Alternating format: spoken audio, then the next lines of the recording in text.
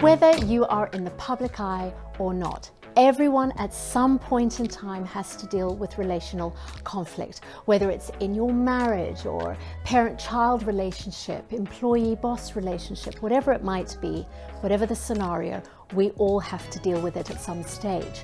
Pinkett and Will Smith came out publicly concerning some challenges that they've been facing in their marriage. Now, have they done that to air their dirty laundry to all and sundry? No, I don't think so.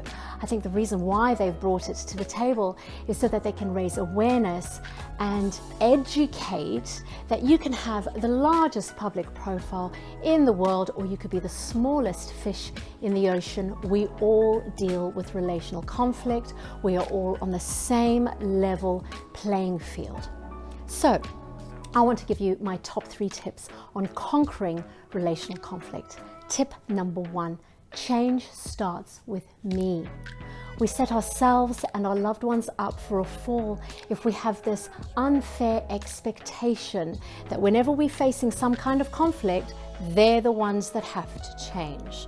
I'll give you an example. Hubby comes home from work and I'm still working. A couple of hours later, I'm done. I come and join him in the lounge and I notice he is extremely grumpy. Okay, he's obviously had a really bad day at work. I'm just going to let him be. Anyway, it comes out later on that actually he'd really missed me through the course of the day and he just wanted to come and curl up on the couch with a nice cup of tea for us to have a chinwag and catch up. And I felt terrible, especially when he went on to say that by me not even stopping and acknowledging that he'd come home because I was so busy, kind of made him feel like he was less important, which is so not the case. And this, of course, leads me to tip number 2. Don't suffer in silence. Talk, talk, talk.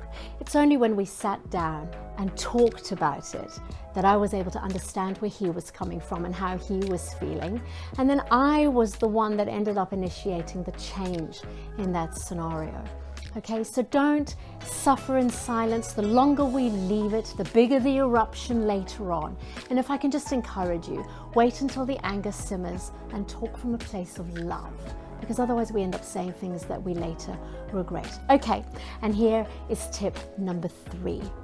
Have a coach in your corner. It's always really good to be able to get a third perspective sometimes in certain situations. You know, when you're in it, you can't necessarily see the wood from the trees. And so having somebody who you trust, who can come alongside, who you can call on and say, hey, I'm just struggling with this. Not for you to go and have a nasty spat about your loved one, but rather for you to be able to brainstorm and come up with an action plan for solution and for resolve. Oh, that's a powerful, powerful thing.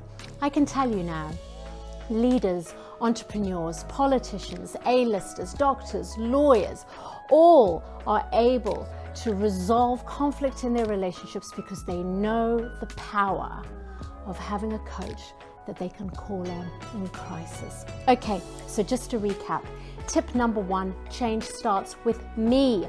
So when you're in that situation, don't expect the change to be on their shoulders. Ask yourself, what do I need to do to bring about change in this situation?